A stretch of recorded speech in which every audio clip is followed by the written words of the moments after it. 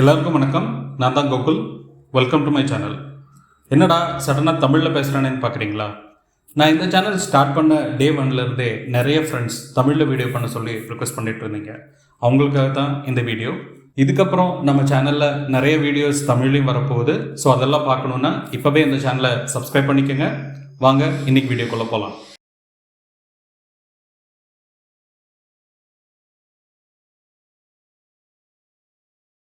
நான் ரீசெண்டாக அமேசான் ப்ரைமில் தூத்தான்னு ஒரு வெப் சீரிஸ் பார்த்தேன்.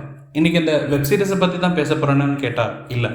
அந்த வெப் சீரிஸில் வந்த ஒரு கேரக்டர், அந்த வெப் சீரிஸில் பேராநார்மல் இன்வெஸ்டிகேட்டராக ஒரு கேரக்டர் வரும். அந்த கேரக்டர் பார்த்ததுமே எனக்கு ஒரு ஆச்சரியம்.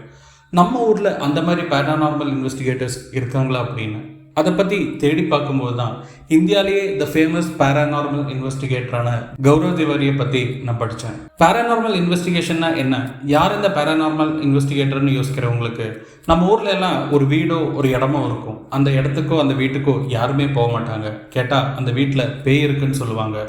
நம்ம சின்ன வயசில் பேய் பங்களாலாம் சொல்லி நிறைய வீடை பார்த்துருப்போம். அந்த மாதிரியான இடங்களுக்கு போய் அங்கே உண்மையாலுமே பேய் இருக்கா இல்லையா அப்படிங்கிறத ரிசர்ச் பண்ணுறவங்க தான் பேராநார்மல் இன்வெஸ்டிகேட்டர்ஸ். அவங்க ஏதோ எலுமிச்சம்பழம் முட்டையெல்லாம் வச்சு அதை கண்டுபிடிக்க மாட்டாங்க. அதுக்காகவே சயின்டிஃபிக் மெத்தட் யூஸ் பண்ணி அங்கே உண்மையாலுமே பேராநார்மல் ஆக்டிவிட்டி இருக்காங்கிறத கண்டுபிடிக்கிறவங்க தான் பேராநார்மல் இன்வெஸ்டிகேட்டர்.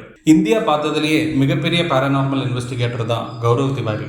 யார் இந்த கௌரவ் திவாரி? அவர் எப்படி பேராநார்மல் இன்வெஸ்டிகேட்டர் ஆனார்? கடைசியில் அவருக்கு என்னதான் ஆச்சுங்கிறதா இன்னைக்கு வீடியோக்குள்ளே பார்க்க போகிறோம். Let's start the show.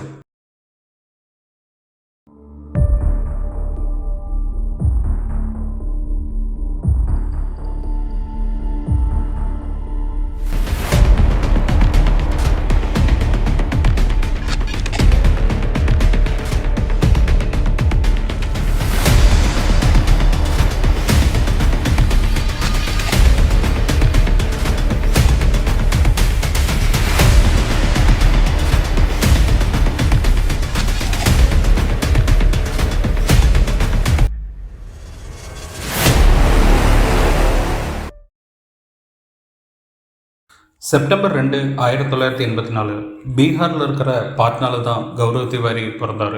சின்ன வயசுலேருந்தே கௌரவ் திவாரிக்கு ஆக்டிங்கில் இன்ட்ரெஸ்ட் இருந்துச்சு. அதனாலேயே 10th முடித்ததுமே அவர் சினிமாவில் நடிக்க ட்ரை பண்ணிட்டு இருந்தார்.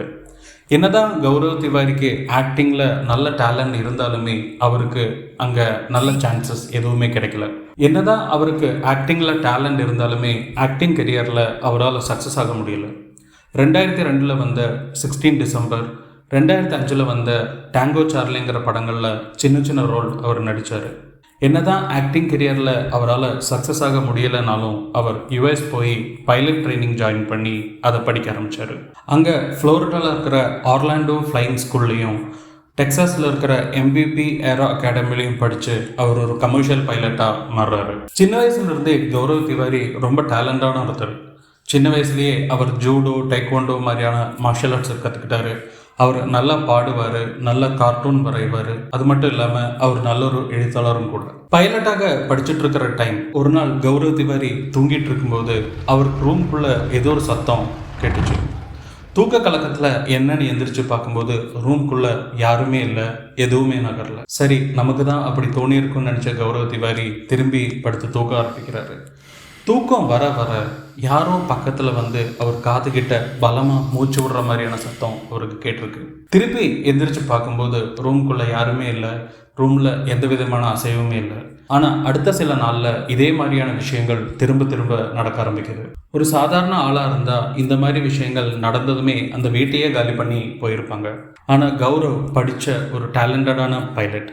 அவர் இதை பேய் பிசாசுங்கிற கண்ணோட்டத்தில் பார்க்காம இதை எப்படி சயின்டிஃபிக்காக அப்ரோச் பண்ணணுங்கிறது தான் யோசிச்சார். இதை பற்றி நெட்டில் தேடி பார்த்தாரு. பேராநார்மல் ஆக்டிவிட்டியை பற்றி நிறைய விஷயங்கள் படிக்க ஆரம்பித்தார். அவருக்கு அதில் இன்ட்ரெஸ்ட் வர ஆரம்பித்தது. ஸோ அதனால் இன்னும் இந்த மாதிரி விஷயங்களை பற்றி தேடி தேடி படிக்க ஆரம்பித்தார் கௌரவ் திவாரி. ஸோ அவருக்கு வந்த இந்த சூப்பர் நேச்சுரல் எக்ஸ்பீரியன்ஸை மூட நம்பிக்கை மூலமாக தீர்க்க அவர் நினைக்கல. அதை சயின்ஸ் வழியே போய் என்னன்னு கண்டுபிடிக்கணும்னு நினச்சாரு. அப்பதான் அவருக்கு பேரானார்மல் இன்வெஸ்டிகேட்டர்ஸை பத்தி தெரிஞ்சது. ஸோ அதை பத்தி ரிசர்ச் மட்டும் பண்ணாம அதை பத்தி படிக்கணும்னு ஆசைப்பட்டாரு. அப்படிதான் அவர் புளோரிடாவில் இருக்கிற IMHS மெட்டாபிசிக்ஸ் இன்ஸ்டிடியூட்ல இருந்து PhD இன் மெட்டாபிசிக்கல் ஹியூமனிஸ்டிக் சயின்ஸையும் படிச்சு முடிச்சாரு. அவர் ஆசைப்பட்டு தான் பைலட் கோர்ஸ் ஜாயின் பண்ணாரு. பைலட் வேலைக்கும் போக ஆரம்பிச்சாரு. ஆனால் எப்போ பேரானார்மல் ஆக்டிவிட்டியை பற்றி படிக்க ஆரம்பித்தாரோ அப்போ தான் அவருக்கு புரிஞ்சுது அவருடைய பேஷன் இதுதாங்கிறது. ஸோ அதனால் அவர் படித்து வாங்கின அந்த வேலையை கூட விட்டுட்டு ஃபுல் டைமாக ஒரு பேரானார்மல் இன்வெஸ்டிகேட்டர் ஆகலான்னு முடிவு பண்ணுறாரு.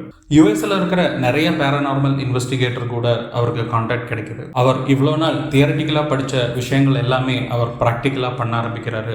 பேய் பிசாசு இருக்குன்னு சொல்கிற நிறைய ஹாண்டடான பிளேசஸ்க்கு அவர் போக ஆரம்பித்தார். அவருக்கு இந்த விஷயத்துல இருந்த ஆர்வத்தினாலேயே சில வருஷங்கள்லேயே அவர் one of the best paranormal இன்வெஸ்டிகேட்டராக மாறுறாரு. அந்த பீரியடில் நிறைய டிவி சேனல்ஸ் இந்த விஷயங்களை டெலிகாஸ்ட் பண்ண ஆரம்பித்தாங்க. கௌரவ் நிறைய சேனல்ஸ் போய் ஆன் கேமரா முன்னாடியே பேரானார்மல் ஆக்டிவிட்டியை எப்படி கண்டுபிடிக்கிறது அப்படிங்கிறத காமிக்க ஆரம்பித்தார். MTVயில் வந்த girls night out, Sunny Leone கூட 100 வீக்கெண்ட்ஸ், ஆஸ்திரேலியாவில் டெலிகாஸ்ட் ஆன ஹாண்டிங் ஆஸ்திரேலியா, சோனி டிவியில் டெலிகாஸ்டான பூத் ஆயா மாதிரியான ஷோஸில் வந்து அவர் கேமரா முன்னாடியே பேரானார்மல் இன்வெஸ்டிகேஷன் பண்ணி காமிச்சார். அப்படி இருக்கும்போது தான் 2009 இந்தியாவில் பேரானார்மல் ஆக்டிவிட்டியை பற்றி ரிசர்ச் பண்ணணுங்கிறதுக்காக இந்தியன் பேரானார்மல் சொசைட்டியை கௌரவ் ஸ்டார்ட் பண்ணுறாரு. இந்த சொசைட்டி மூலமாக இந்தியாவில் பேய் பிசாஸ் இருக்குன்னு சொல்கிற நிறைய இடத்துக்கு போய் அங்கே இருக்கிற மிஸ்ட்ரீஸ் எல்லாம் கண்டுபிடிக்கணும்னு அவர் ஆசைப்பட்டார். அவர் ஆஃபீஸ் ஸ்டார்ட் பண்ணதுக்கப்புறம் அவர் ஆஃபீஸ் அட்ரஸுக்கு ஒரு நாளைக்கு கிட்டத்தட்ட 250 லெட்டர்ஸுக்கு மேலேயும் 500 கால்ஸ்க்கு மேலேயும் வந்துட்டு இருந்துச்சு. கௌரவ் நிறைய பேர்த்தோட வீட்டுக்கு போய் அவங்க வீட்டில் இருக்கிற ப்ராப்ளம்ஸ் எல்லாம் சால்வ் பண்ண ஆரம்பித்தார். கௌரவோடைய ஷோஸ் நிறைய பேர் பார்க்க ஆரம்பிச்சதுனாலேயே அவருடைய பேர் வேர்ல்டு லெவலில் எல்லாரும் நோட்டீஸ் பண்ண ஆரம்பித்தாங்க. ஆல்மோஸ்ட் 6000க்கும் மேற்பட்ட ஹாண்டட் பிளேசஸ்க்கு போய் அங்கே பேரானார்மல் இன்வெஸ்டிகேஷன் கௌரவ் பண்ணியிருக்காரு. 2016 ஜனவரியில் கௌரவ் ஆர்யா கஷ்யப்பை கல்யாணம் பண்ணுறாரு. கல்யாணத்துக்கு அப்புறமும் கௌரவ் அவருடைய பேஷனை விடலை. என்னதான் கௌரவ் ஒரு வேர்ல்டு ஃபேமஸ் பேரானார்மல் இன்வெஸ்டிகேட்டராக இருந்தாலும் அவர் ஃபேமிலிக்கே அவர் பண்ணுற இந்த வேலை பிடிக்கல. அவங்க ஃபேமிலியை பொறுத்தளவுக்கு அவர் ஷூஸும் டையும் கோட்டும் போட்டு ஒரு ஒயிட் கலர் ஜாபுக்கு போகணுன்னு தான் அவங்க ஆசைப்பட்டாங்க. இந்த விஷயத்தை பற்றி பேசியே அவங்க ஃபேமிலிக்குள்ளே நிறைய டைம் ப்ராப்ளம் வந்திருக்கு. அப்படி இருக்கும்போது தான் ஜூலை 6, 2016 அன்னைக்கு டெல்லியில் இருக்கிற ஒரு வீட்டில் பேரானார்மல் ஆக்டிவிட்டி இருக்குன்னு சொல்லி அதை இன்வெஸ்டிகேட் பண்ணுறதுக்காக கௌரவ் போகிறாரு.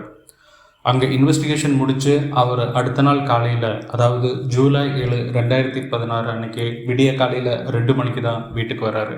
எப்போவுமே நைட் லேட்டாக தான் வராருன்னு சொல்லி அன்னைக்கு கௌரவோட ஒய்ஃப் அவர் கூட சண்டை போடுறாங்க. நைட்டு எப்படியோ ஒய்ஃபை சமாதானப்படுத்தி கௌரவ் தூங்க போகிறாரு. நைட்டு லேட்டாக வந்து தூங்கினாலேயே கௌரவ் மார்னிங் எந்திரிக்கிறதுக்கும் கொஞ்சம் லேட் ஆகுது. மார்னிங் 10 மணிக்கு தான் கௌரவ் எந்திரிக்கிறாரு. குளித்ததுக்கப்புறம் பிரேக்ஃபாஸ்ட் சாப்பிட வரேன்னு சொன்ன கௌரவ் திவாரி ரொம்ப நார்மலாக அவருடைய இமெயில்ஸ் எல்லாம் செக் பண்ணிவிட்டு அவர் குளிக்கிறதுக்காக பாத்ரூம்குள்ளே போயிட்டார். கீழே ஹாலில் கௌரவுக்காக வெயிட் பண்ணிட்டு இருந்த அப்பாவும் ஒய்ஃபும் சடனாக பாத்ரூம்குள்ளே ஏதோ விழுகிற சத்தம் கேட்டுச்சு. ஆனால் அதை பெருசாக எடுத்துக்காத அவங்கவுங்க வேலையை பார்க்க ஆரம்பிச்சிட்டாங்க. குளிக்க போய் கிட்டத்தட்ட 1 மணி நேரம் ஆனதுக்கப்புறமும் கௌரவ் கீழே வரவே இல்லை. ஸோ என்னதான் பண்ணுறாரு அப்படிங்கிறத பார்க்குறதுக்காக கௌரவோட ஒய்ஃப் அவங்க ரூமுக்கு போனாங்க. ரூமுக்குள்ளே போய் பார்க்கும்போது கௌரவ் ரூமில் இல்லை. பாத்ரூம்ல இருந்து எந்த சத்தமுமே வரல. சரி, பாத்ரூமில் தான் இருக்காரா அப்படின்னு பார்க்குறதுக்காக போய் பாத்ரூம் கதவை தட்டி பார்க்கும்போது பாத்ரூம் கதவு உள்ளே இருந்து லாக் பண்ணியிருக்கு. ஆனால் உள்ளே இருந்து எந்த விதமான சத்தமுமே வரல. ரொம்ப நேரம் தட்டி பார்த்தும் டோர் திறக்கலன்னதுமே ஆர்யா பயப்பட ஆரம்பித்தாங்க. உடனடியாக கௌரவோட அப்பாவை மேலே வர சொன்னாங்க. கௌரவோட அப்பாவும் மேலே வந்து டோரை தட்டி பார்த்தாங்க. ஆனால் உள்ளேருந்து கௌரவ் ரெஸ்பாண்ட் பண்ணவே இல்லை. உடனடியாக அவங்க அப்பா டோரை உடைக்க ட்ரை பண்ணுறாரு. ஆனால் அவரால் அது முடியலை. ஸோ பக்கத்து வீட்டில் போய் அவங்க பக்கத்து வீட்டுக்காரங்களை எல்லாம் கூட்டிகிட்டு வந்து டோரை அடித்து உடைச்சி அவங்க பாத்ரூம்குள்ளே போய் பார்த்தாங்க.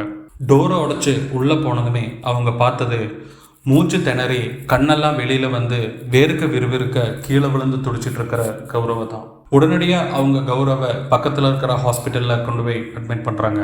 ஆனால் ஹாஸ்பிட்டலில் அட்மிட் பண்ணி 1.5 மணி நேரத்திலேயே கௌரவ் இறந்துட்டார். போஸ்ட்மார்ட்டம் ரிப்போர்ட் படி கௌரவ் மூச்சு திணறனால தான் இறந்துருக்காரு.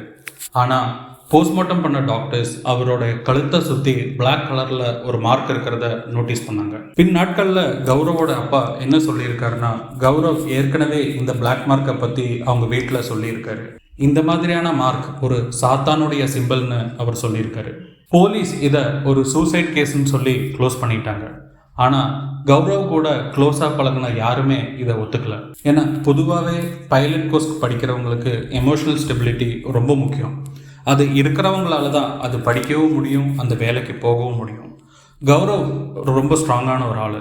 அது மட்டும் இல்லாமல் பேராநார்மல் இன்வெஸ்டிகேஷன் பண்ணுறவங்க மைண்ட் எப்போவுமே காமாக ரிலாக்ஸாக இருக்கணும். அப்போ தான் அவங்களால ஃபோக்கஸ் பண்ணி இன்வெஸ்டிகேஷன் பண்ண முடியும். அது மட்டும் இல்லாமல் சூசைட் பண்ணி இறந்து போக டிசைட் பண்ண ஒருத்தர் எதுக்காக பாத்ரூமில் போய் பண்ணணும்?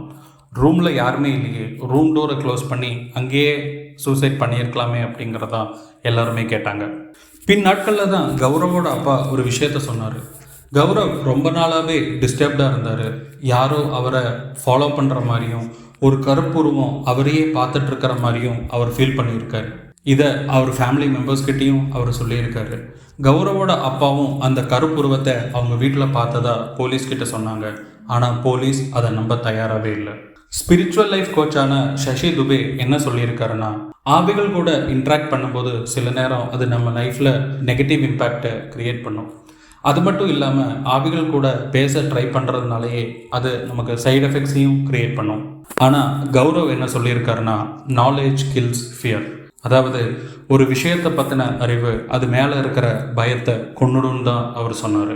இந்தியாவுடைய மோஸ்ட் ஃபேமஸ் பேராநார்மல் இன்வெஸ்டிகேட்டர் மர்மமான முறையில் இறந்துருக்காரு. ஆனால் அவர் சூசைடு தான் பண்ணியிருக்காருன்னு சொல்லி அந்த கேஸை க்ளோஸ் பண்ணிட்டாங்க. உண்மையாலுமே அவர் சூசைடு தான் பண்ணிக்கிட்டாரா, இல்லை அவர் கிளப்பி விட்ட கண்ணுக்கு தெரியாத ஏதோ ஒரு ஃபோர்ஸ் அவரை ஏதாச்சும் பண்ணியிருக்குமா? உங்களோட கருத்தை கீழே கமெண்ட்ஸாக மென்ஷன் பண்ணுங்கள். இந்த வீடியோ பிடிச்சிருந்தா லைக் பண்ணுங்கள். இதே மாதிரியான வீடியோஸ் பார்க்குறதுக்காக என் சேனலை சப்ஸ்கிரைப் பண்ணுங்கள். உங்கள் ஃப்ரெண்ட்ஸ் யாராச்சும் பேராநார்மல் இன்வெஸ்டிகேட்டர் ஆகிற அளவுக்கு திறமை இருந்துச்சுன்னா அவருக்கு இந்த வீடியோவை ஷேர் பண்ணுங்கள். அடுத்த வீடியோவில் பார்க்குற வரைக்கும் குட் பை.